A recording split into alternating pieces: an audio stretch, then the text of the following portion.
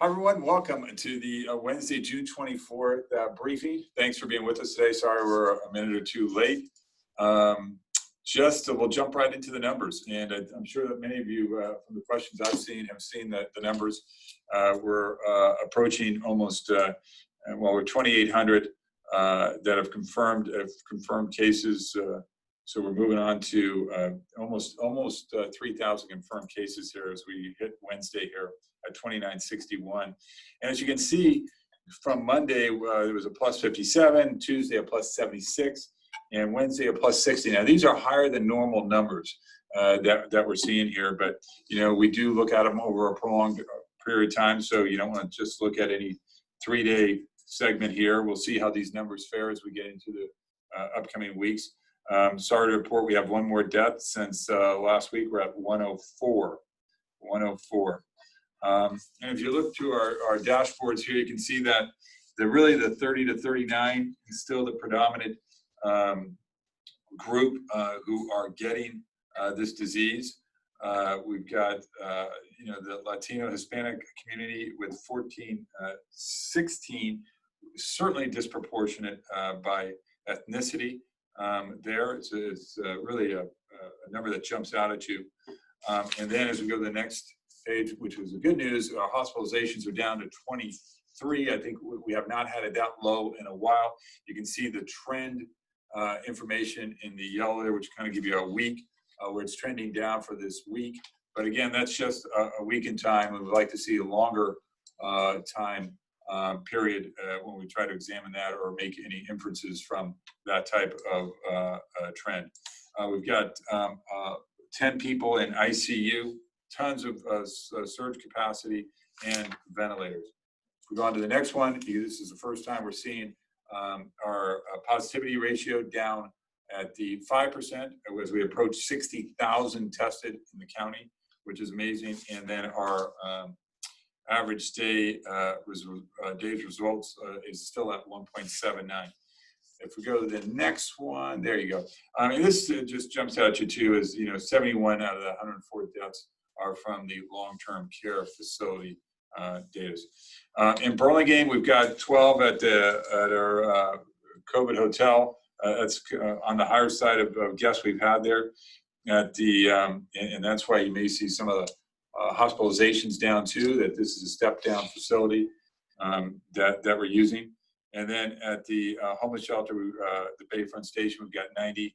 And throughout the various hotels in the county, we've got another 88, which is leaves us a total of 178 individuals who are homeless and housed in hotels. Just a couple of things, quick updates from the board meeting that I'm sure many of you are familiar with, but the board did put forth a resolution supporting Black Lives Matter movement. The board approved a resolution reaffirming the county's commitment to racial equality and equity and supporting the Black Lives Matter movement. There's a creation of a social equity office that I'll be bringing back a structure to the board for the September revisions. That Office of Equity and Social Justice will be in place through and allow the CMO to be out of the county manager's office, this additional office, and which will allow us to review not only budget and policy, but what we're doing in the community through various lenses, and certainly use those tools to develop better policies and budgets that address inequities in the county. And some of that will come through the social progress index that we're working on right now. When that progress index comes out, it'll be the first in the nation to really tell us, inform us on a census tract level throughout the entire county where we're seeing inequities. On the emergency regulation moratorium eviction, it was extended for another month, as you all know. And here's a little bit of good news and new news for you, that we were trying to get a different place in the North County to have testing that really addressed Millbrae, San Bruno, and South San Francisco needs, especially on the southern end of the South San Francisco border. We looked originally at Tanforan. That did not work out, but YouTube has stepped up, and we will be on Wednesday, July 1st, having our first Verily site in San Bruno at YouTube from 11 to 3. And then on the following Wednesday, July 8th, we'll be back in San Bruno from 9 a.m. to 3. So again, we're expanding our sites. So right now we're in San Mateo, Half Moon Bay, soon to be San Bruno, North Fair Oaks, and Daly City, East Palo Alto. So all those sites, and it's been very effective, quite frankly, to reach a more diverse population as we move the Verily sites around the county, and that has worked out very well. But if you'd like a full calendar, Panise, maybe you can put that up for everyone so they can see where the calendar is. That would be terrific. And then just a quick update on AMR, because we give it to the other group, just the fact that they are still down 21% year over year, but up 4% from April and May and June here. And the 9/11 patterns remain unpredictable. So as things get back to somewhat of the new normal as we open up, you can expect to see probably more auto accidents and different things, and those numbers will get back to a normal cadence. Child care update, and this is something we get a lot of questions about, because it's certainly as businesses start to reopen, people get back to work. We've got families that certainly need to provide care for their kids. And so this is something that we get a lot of questions about, but some of the reopening schools and child care, the early care and education reopening forum being planned for July 6th from 1 to 3. So that will be interesting. And then there's some changes coming up. July 1st, changes to emergency child care. The family fees will start to be collected again on July 1st for those emergency child care situations.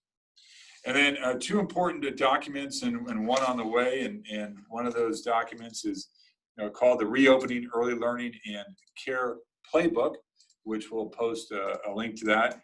And then the Pandemic Recovery Framework for Schools, we'll post that. And then the third one, I think, is yet to be fully vetted yet, is the Early Learning and Care Addendum to the Recovery Framework. So that's still in the works there. And then in regard to emergency vouchers, still for essential service workers only. June 30th is the last day to enroll for those, and then 60 days of childcare and 90-day extension being considered by the state. And then there's certainly emergency supplies and other things available. So with that, Panise, I think we had a few questions. Why don't you go ahead and go to that? Those were emailed in. So the prevailing theories for the higher recent case counts for that family get-togethers, reopenings, and protests are the cause. Any other theories or causes? Yeah, I mean, I think a lot of it, I think that's right on. I think a lot of it is, the fact that we do have people getting back to work, back out into society. There have been some, demonstrations where certainly people are congregating. And that is why it's essential that we continue to advocate for and inform people that there's a necessity out there. In fact, it's mandated by the state. They do wear a face covering when you're out in the public. And that you're washing your hands, you're socially distancing, you're watching the groups that you're with, and that we're doing major efforts on our side to get the contact tracing mechanism expanded. Certainly, it's been in play. They've been doing this for a long time, so Rita can certainly talk to that. And now we're getting expanded with the additional amount of county employees that we're putting into this. We're trying to get to the 115 mark. I think that we're somewhere in the area of 70 if you count the folks we have in place now and the folks that we've identified. And we will continue to expand that until we get to an area where we're comfortable, and we want to be beyond comfortable. And we certainly plan to train all those folks and then have them used as a reserve type of corps where we can call them up anytime and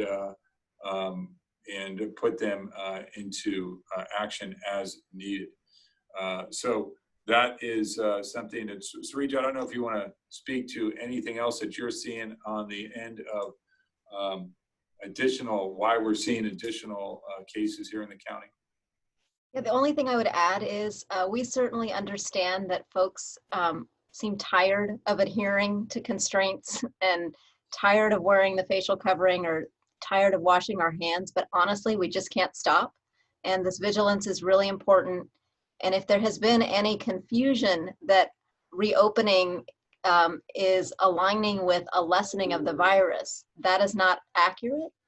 The virus is in our community. It's incumbent upon each of us to practice the social distancing, wear our facial coverings, not go to school or work if we're sick. And it's a long slog, and we just have to keep at it. And we haven't done something like this before with this sustained adherence, but we really need it from everyone, and we appreciate anything you all as our media partners can do to reinforce that necessity.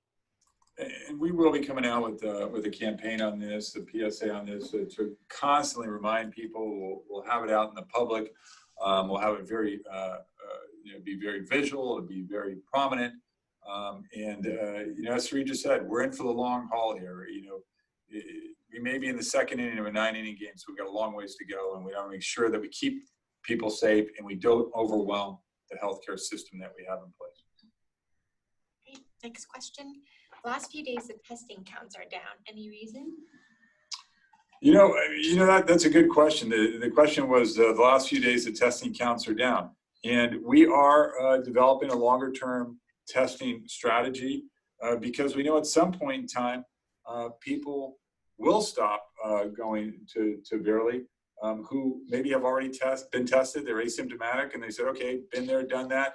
I'm going to wait for some kind of symptom or sign or something along those lines. So we know that those numbers on the natural will go down, and we're going to be more proactive in our testing in a more defined and definitive way.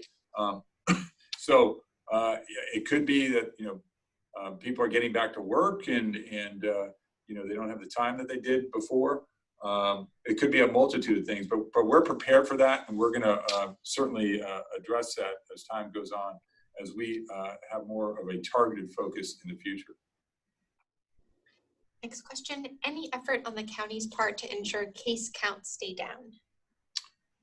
Well, yeah, I think we addressed that. Yeah, I think we addressed that. We want people to protect themselves and to be healthy in the way that Sarija just alluded to, and certainly that our campaign will address. There are all those things that we've talked about in the past. And then finally, hospitalizations remain low. Is that still a good sign, and any indication it may change? Hospitalizations down is a good thing. I mean, we want them to, we want people to stay home to the extent they can. We have lots of capacity in the hospitals right now. It's a good sign, but again, it's only a weak trend, and we want this to be a continuous trend, so we don't get in that situation where we overwhelm our hospitals. So we hope that holds true for the foreseeable future, and we will continue to monitor that. Great. And then we have 2 raised hands, starting with Henrietta J. Burrows. Yes, thanks so much. The cases of COVID-19 are increasing dramatically in other states like Florida, Georgia, Texas, and Governor Cuomo is talking about instituting a quarantine for visitors from those particular states and other states that have an increase in the virus. So I'm wondering if Governor Newsom might do something like that, or even if he doesn't, might there be some considerations for San Mateo County? I mean, San Francisco Airport is right within the county, so what might be done for visitors from other states with increasing incidences of the virus to protect county residents? Henrietta, it's a good question. It's certainly a fair question. And the real answer, I hate to say, is we don't know yet. We don't know how this is going to play out. And I think that we have to be vigilant. I think that that's why it's so important that we talked about this contact tracing program that we have in place. And, we have the ability to maybe, not go with massive shutdowns of area, but maybe more localized if we see things going on in the future. But that's why contact tracing is going to be so important, to get out in front of this with the vigilance of testing and then contact tracing. so we can really see where the numbers are taking us and where this disease is taking us. And then we can get out in front of it once we do that and try to be really more surgical about how we approach it. So Sarita, any thoughts on that? The only thing I would add is, for restricting travel, that's usually not at the local level. So travel restrictions, I don't know what powers the governor has. California is relatively high among states in terms of number of cases. So I don't have more information. Yeah, I really think it is for us on a local level to really focus on what we're seeing locally and try to really address it, on the local level with the resources that we have and the abilities that we have here in the county. Thank you. You're welcome. And then secondhand, Sarah, right? Oops. Hey, Sarah. I think I muted you. I'm sorry. You can unmute. Thanks. Thanks. Sarah from the Half Moon Bay Review. I'm wondering if the recent surges like Henrietta spoke to, if there's any chance for a reversal of the county order or any changes at the county level, or is it going to be a case where we're reacting to new state orders? Well, I mean, clearly, absolutely, we're gonna react to new state orders. But Dr. Morrow, when he instituted these new orders, really stressed that this is now in the hands of the public, and we cannot do this without their cooperation. They did a great job helping us to bend the curve. Now they've got to act responsibly as we open up in their interactions, in their daily interactions. And to the extent that anyone thinks that this is business as normal and that they can go on with their life as they did, pre-COVID, is just not facing reality. We are in a different time. We are trying to balance the necessity to open up an economy that is suffering with a pandemic that is still sweeping this country and certainly could surge at any given point.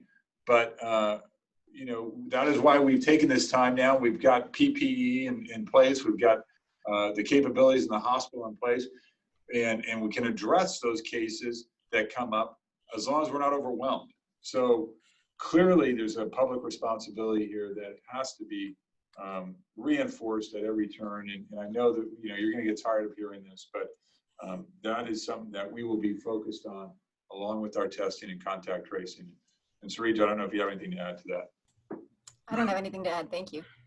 Thanks. And then I just had one more question about the upcoming July 4th weekend. If there's any education or focus for the county in mitigating the spread that weekend.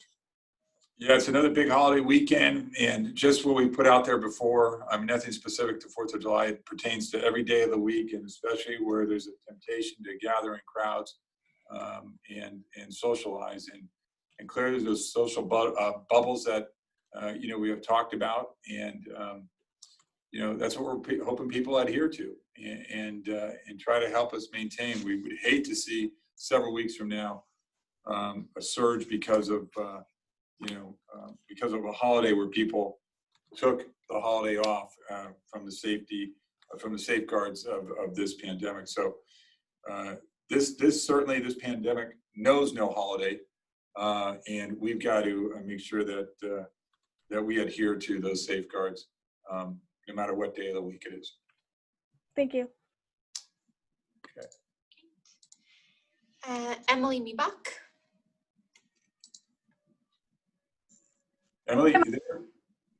Yeah, took me a second.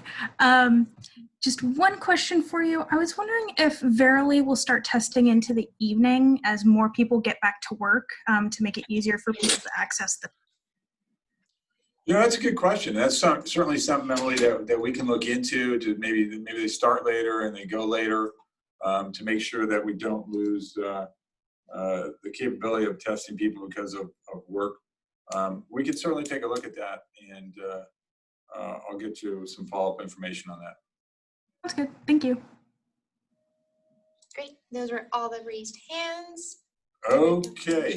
Listen, next week, I'll ask all of you what value, do you still see value in this? We'll do it next Wednesday. as we end the month of June. And I certainly don't want to waste your time. All our time is very precious right now. If you're getting something out of this, we can continue to do it. Maybe we do it every other week, once a month, whatever you need. We're here to accommodate you. But we'll maybe take a survey next week, on next Wednesday, to determine what your needs are and how we can best accommodate them. So thank you very much. Until then, stay safe and healthy, and we'll see you next week. Take care.